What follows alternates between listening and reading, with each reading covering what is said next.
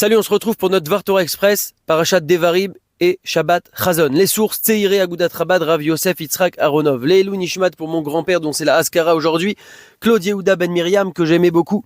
Ainsi que tous les disparus que nous reverrons très très vite avec la venue du Mashiach très bientôt. Be'ezrat Hashem. Alors ce Shabbat qui précède Tisha B'Av s'appelle Shabbat Chazon du nom de la Haftara qu'on va lire qui commence par ce terme, Chazon. Chazon ça signifie vision. Mais alors pourquoi ce Shabbat porte ce nom?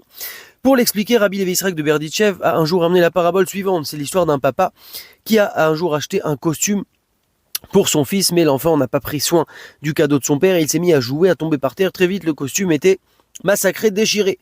Alors le papa, qui bien sûr aimait son fiston, a vu la peine qu'il avait, il a décidé de lui acheter un deuxième costume. Mais la rebelote esquintage du costume par le fiston, et là qu'a fait le père? Il a eu beaucoup de peine et il a commandé un troisième costume. Mais cette fois-ci, il ne lui a pas donné.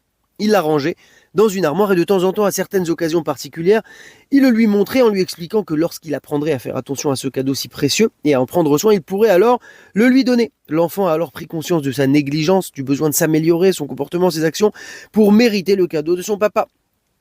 Fin de l'histoire. Eh bien, lors de ce Shabbat Chazon, le Shabbat de la vision, on nous montre le troisième Beth Amikdash. Et Rabbi Levi Yisraël explique, à l'instar de cette parabole, que chacun d'entre nous a ce privilège de voir le troisième temple qui sera lui définitif, éternel. En attendant, il faut donc mériter de le recevoir. Mais alors vous allez me dire, super, c'est joli, c'est mignon, mais pourtant on ne va rien voir concrètement ce Shabbat.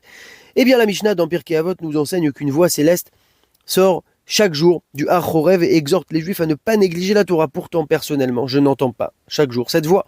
Et la Gemara de répondre, si nous ne l'entendons pas, nos âmes l'entendent. Et c'est donc ici la même chose qui se passe avec ce Shabbat Chazon. Même si on ne va pas voir le troisième Beth Amikdash physiquement ce Shabbat, eh bien nos âmes, elles, vont le voir et cette vision va éveiller chez nous, doit éveiller chez nous un désir, une soif profonde d'accéder à cet objectif à l'image de cet enfant qui avait, par ses erreurs, perdu les deux premiers costumes et qui avait donc décidé de s'améliorer pour recevoir une fois pour toutes son troisième magnifique costume.